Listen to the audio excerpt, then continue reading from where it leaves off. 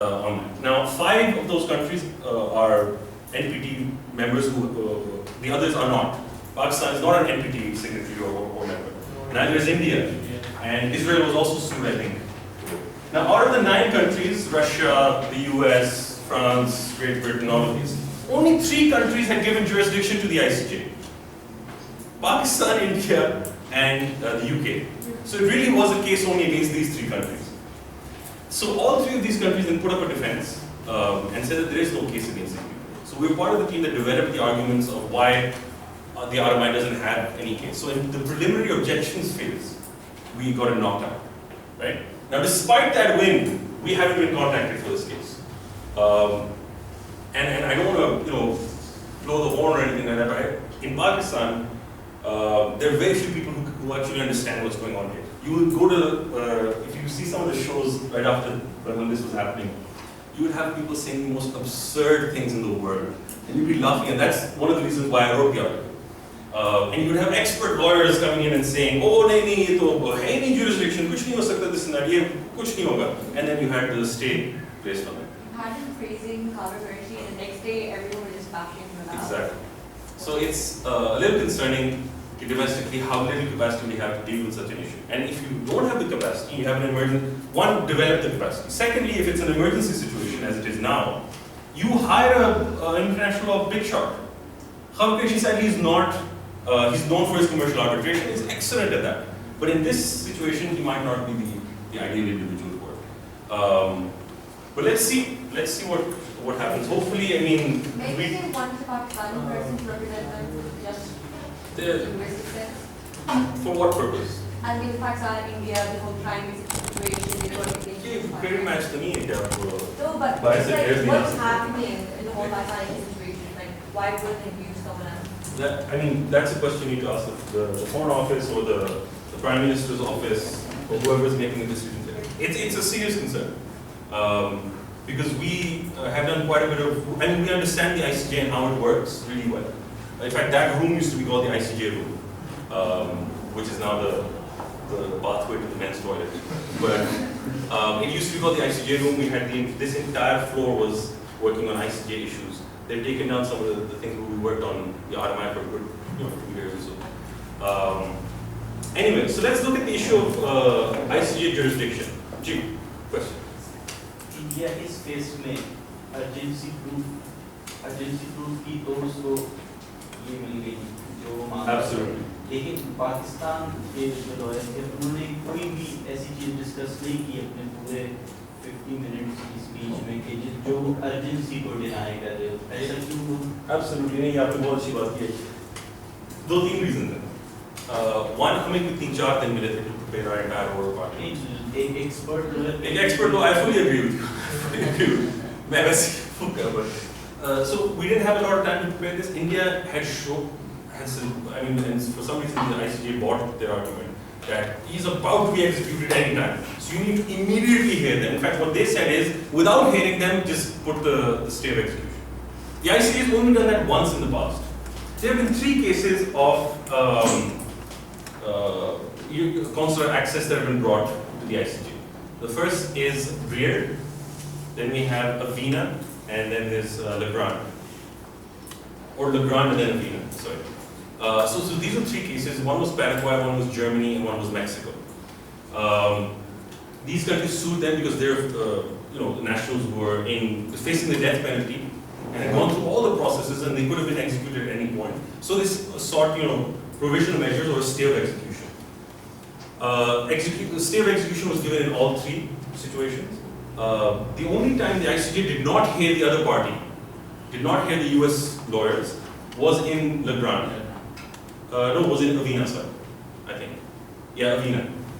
Because what happened was that with the next day the individual was going to be hanged. What was it? Legrand, sorry. The next day the German national was going to be hanged. So they did not listen to the American. They said we're going to enforce this. In all 3 cases, the Americans eventually executed the individual anyway, right? And they used some really bad international law precedent to do it. The domestic court said, हमारे ऊपर apply नहीं. I mean, state court, this applies to the federation, doesn't apply to the state. So it was bad reasoning. It wasn't the best argument to international, but that's how they played out.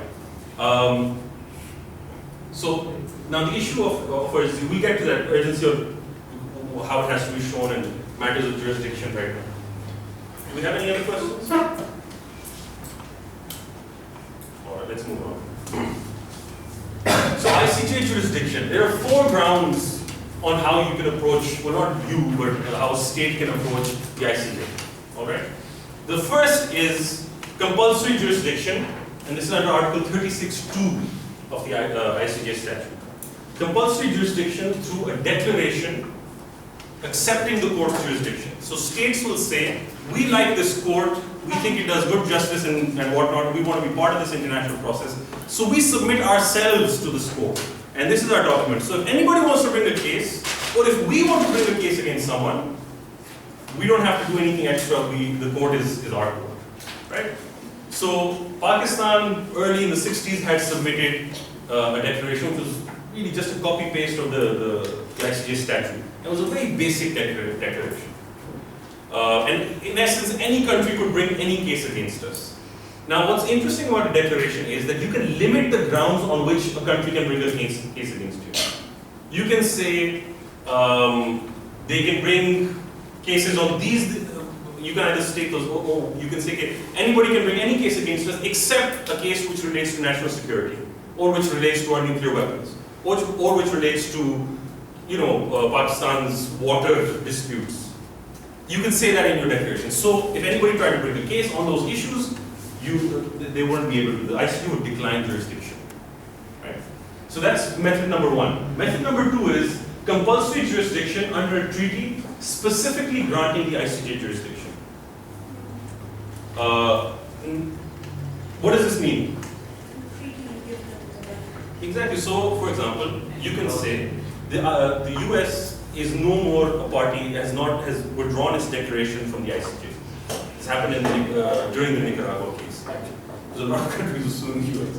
So they withdrew their jurisdiction. They're no more part of the ICJ in that sense. So you can't bring a case against it just like that. But they were still sued under the second ground because they were members to the Vienna Convention on Consular Relations, and the Vienna Convention also has an optional protocol. Okay, the optional protocol on the settlement of disputes, on the compulsory settlement of disputes.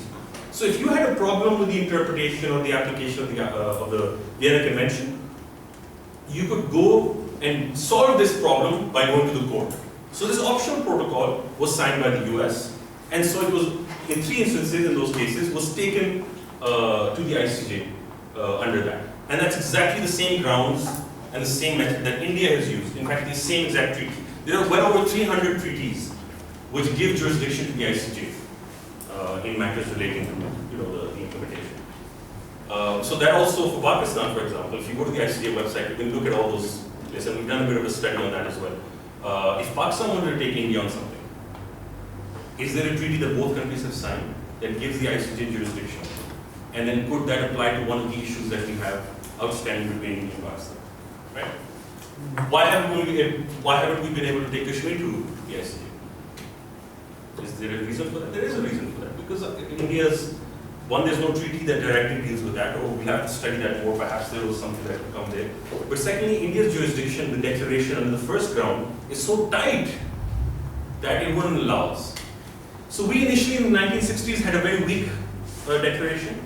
March 29th, 2017, we really fixed our declaration. So now ours is as tight as India's. So we don't allow, India, for example, the reason why we can't bring a case against it is that it says in its declaration, no case can be brought against us from a Commonwealth country. Pakistan is a Commonwealth country, right? So we can't sue them on those grounds. Or territorial integrity wale issues hai. Okay, when it comes to India's territorial integrity, we're not going to accept any case against us. So now ours is as tight as that, roughly. So the second ground is based on a treaty. The third ground is a compromissory jurisdiction. If you haven't given jurisdiction through a declaration to the ICJ, or accepted its jurisdiction, you can, 2 countries who haven't done this can come together and say, look, we have a problem, let's get this resolved by the ICJ. So they can come up with a ad hoc, one document which just says, this is our problem, would you please, and this is just for that one particular case. So this is a compromissory jurisdiction. And finally was the discussion we were having yesterday, which was on advisory jurisdiction. And this can only be sought, an advisory opinion can only be sought by a UN organ. Alright. So we have the advisory opinion on the lawfulness of nuclear weapons. On the Israeli wall opinion. That's a very big opinion that the lawfulness of the Israeli wall that they built to separate Palestinian territories and the impacts that it has on apartheid. So these are the four grounds. Are we clear on this? Do we have any questions? Don't the declarations limit the scope of ICJ? Absolutely. Why is it allowed? Because as we discussed yesterday, international relations is on a horizontal basis. Everyone's equal, right? So you can't force me to do anything. Like, So you and I have to agree that look, there's a problem. We have a mechanism to solve problems. Let's go to but it. I know, but allow you to discuss this. Yeah, because as a state, it's my prerogative. But like, for example, the ECHR and with their courts run and everything, I think you, like, if you were a part of that, you know, those courts, you have more jurisdiction and more Absolutely. area to discuss more. The European Convention on Human Rights is countries who are forward-thinking, progressive countries who say we want to give our citizens the type of protections that the ECHR. So at the time of signing the ECHR, they came up and settled that problem. They said, you know, these are all rights that we want to give our citizens, and we want to give them a mechanism which, you know, outside of our own court system, there's a separate European court which deals with these human rights. And so that was in that very European context. Okay? And there were other benefits. So the European Union's Court, okay, forget the European Human Rights Court, that has other benefits. You're part of the EU. And because you get all the benefits of the EU with trade and common marketplace and free movement of persons and goods and capital, you also have to agree to the court system, right? Which creates a uniform playing field. So if you're doing something wrong, it can nullify that. If somebody else is doing something wrong, it can bring that in. So there are other benefits to that court system. So it's, the ICJ is very different from the European system, for example, or the Inter-American Court on Human Rights, or Inter-American Court as well. So you have to look at that in its unique, particular perspective. States are sovereign. You can't impose things on them. That's why you have this compulsory jurisdiction clause in it. Sir, so far as I have heard about the jurisdiction of ICJ, when both parties are agreed, then case can initiate in ICJ. It is not the sole will of one party. So when India went in ICJ in Jadhav case, then it was the choice of Pakistan or not that. No. Can you explain this? Pakistan's choice was to the extent of agreeing to the optional protocol. So the optional protocol says that if there are disputes with the Vienna Convention, you have to resolve them too. So if we didn't want anybody to take us there, we should have withdrawn from the optional protocol a long time ago. Right? Once a case starts, you can't do that. So Nicaragua, the case started, the US didn't like it, in the middle it withdrew and stopped participating. The case still went against the US. It didn't, the court said, oh, the US decided not to play ball anymore, so let's go home. They didn't do that, they finished the case. So we didn't have a choice in this. This is a huge, and this is again what happens when you have no number of lawyers on TV telling you stuff that they have no idea about, right? I've heard this a lot, saying, Pakistan gaya kyun? Why choice nahi thi? You didn't have an option here, right? You're part of the international community. You have to abide by certain requirements because you get a lot of benefits from this. It's all a Jewish conspiracy. It's all a Jewish conspiracy. ये यहूद और हुनूद वाली conspiracy जो है ना हमारे खिलाफ. This is not really, we didn't have a choice there, right? Republic of the Marshall Islands वाले case में, हमारे nuclear weapons के बारे में case थे यार. Would we want to go to the ICJ for that? Obviously not, right?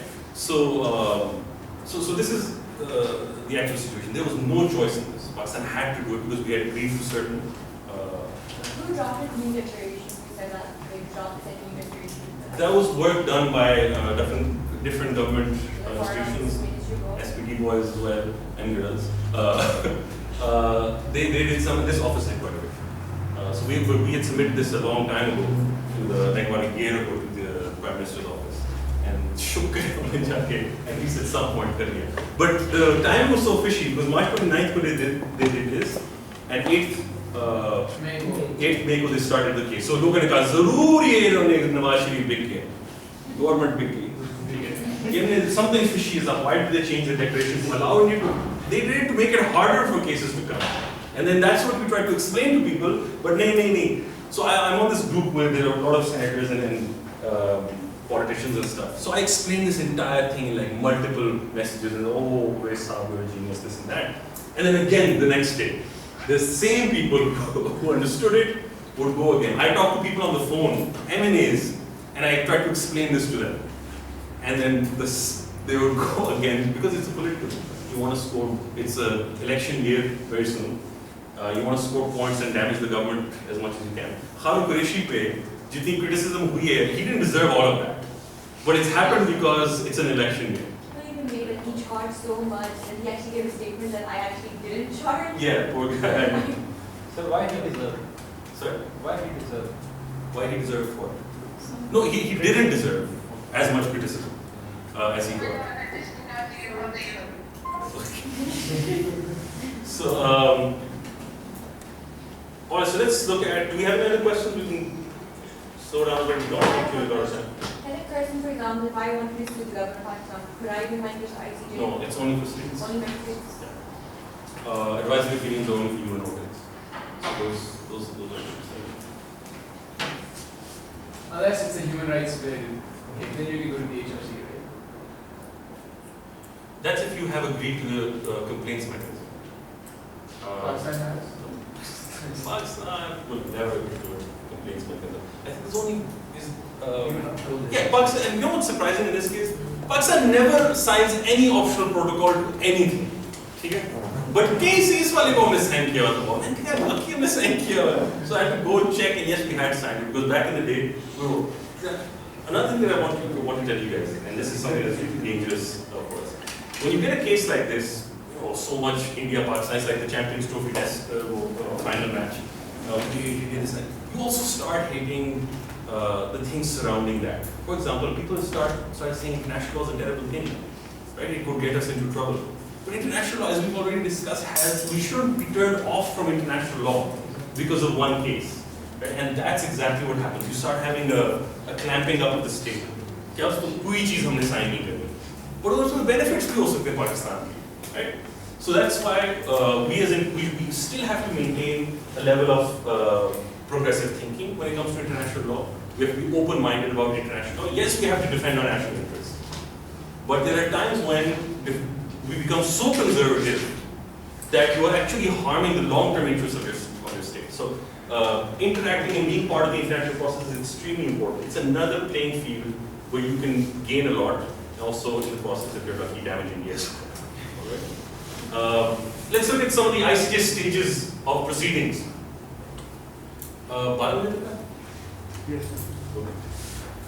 So India gave its application for initiation of proceedings, and then we had the preliminary measures phase. Not all cases have a preliminary measures phase. Preliminary measures is when you want something before the case is decided.